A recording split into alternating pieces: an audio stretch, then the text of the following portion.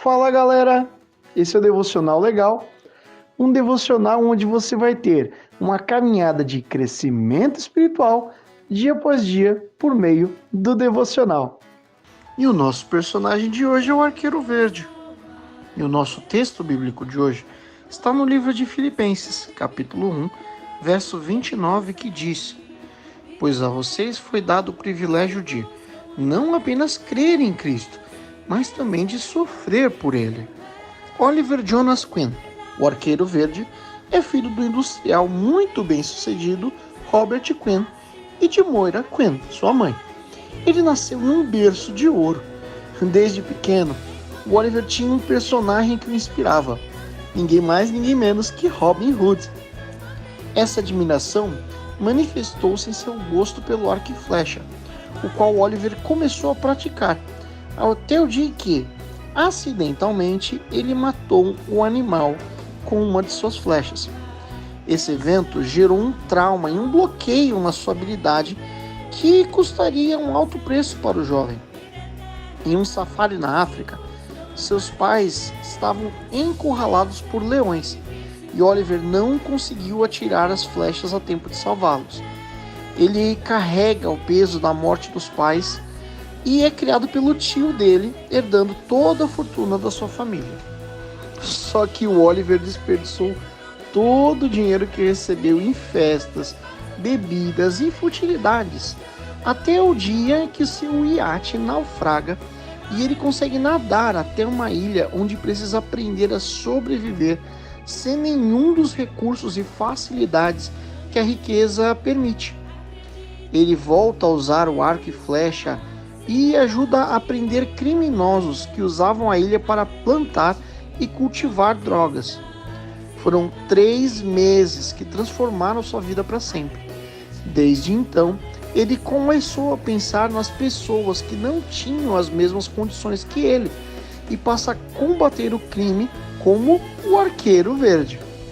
Nas histórias em quadrinhos, a sua história tende para conscientização social, para abordar a desigualdade, a violência, o uso de drogas, entre outros temas mais adultos, vamos dizer assim, né? Já na série de TV do Arqueiro Verde, e se você não conhece, existe uma série de TV sobre o Arqueiro Verde, onde ele é o protagonista, que estreou em 2012, né, e que o título, na verdade, não é Arqueiro Verde, se não me engano, o título é Arrow. Ajudou a alavancar esse personagem, tornou ele mais conhecido para o grande público, porque, vamos falar a verdade, nas histórias em quadrinhos ninguém conhecia muito o Arqueiro Verde. Oliver Queen mudou de opinião e comportamento apenas quando passou por uma situação limite, uma situação extrema, que o colocou no mesmo contexto daqueles que viviam uma situação de miséria. Ele sente aquela situação de estar no lugar do próximo. E isso transforma ele completamente, sua visão de mundo. Desse momento em diante, ele não poderia ser simplesmente mais uma pessoa que retorna para sua vida anterior, sem fazer algo por aqueles que passam, não apenas por 3 meses de situação de dificuldade e fragilidade, mas que passam uma vida inteira de dificuldades. E assim nasce a missão do Arqueiro Verde. Na Bíblia nós também temos exemplos de como um chamado pode surgir por meio de situações limite. Um fariseu de nome Saulo era um grande estudioso das escrituras e defensor da tradição judaica. Era muito respeitado no seu meio. O seu zelo pela Torá, que é o que a gente conhece os 5 primeiros livros da Bíblia, né? O Pentateuco, ou talvez você conheça eles como os livros da lei, não é verdade? Esse zelo levou Saulo a perseguir os seguidores de Jesus de Nazaré, que dizia ser o Filho de Deus. Como Paulo falou assim, como assim dizer ser o Filho de Deus? O quê?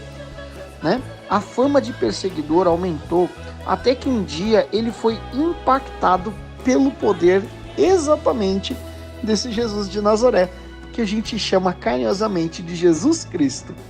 O livro de Atos, capítulo 9, versículos 3 a 5, diz assim: Em sua viagem, quando se aproximava de Damasco, de repente brilhou ao seu redor uma luz vinda do céu. Ele caiu por terra e ouviu uma voz que lhe dizia: Saulo, Saulo, por que você me persegue? Saulo perguntou: Quem és tu, Senhor? Ele respondeu: Eu sou Jesus, a quem você persegue. Essa experiência transformou a vida de Saulo completamente. Ele passa a ser chamado de Paulo e se transforma de perseguidor em perseguido.